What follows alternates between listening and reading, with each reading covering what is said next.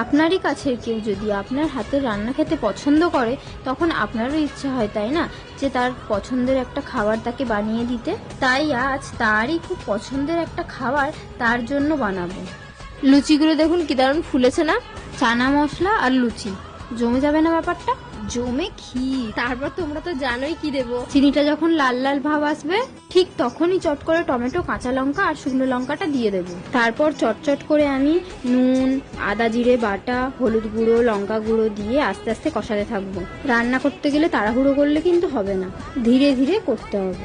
আমি না একটা জিনিস বলতে একদম ভুলে গেছি, চারমগজ, কাজু আর পোস্তকে না আমি আলাদা করে বেটে রেখেছিলাম এই তরকারিতে দেবো বলে। টমেটোটা একটু হালকা কষানো হয়ে গেলে চারমগজ, কাজু আর পোস্ত বাটাটা দিয়ে দেবো। তারপর লাল লাল রং হওয়ার জন্য কাশ্মীরি লঙ্কা গুঁড়ো দিয়ে দেবো।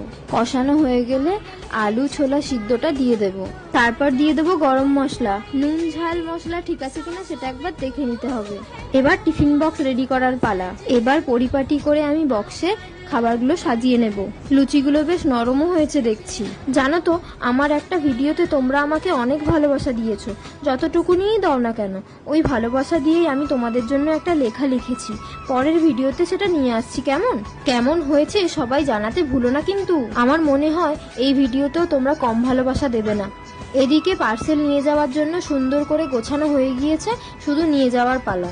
রেডি হয়ে পার্সেলটা নিয়ে বেরিয়ে পড়লাম। তারপর পার্সেলটাকে তার গন্তব্যস্থলে পৌঁছে দিলাম। টাটা, আজকে তাহলে আসি, আবার কাল দেখা হবে।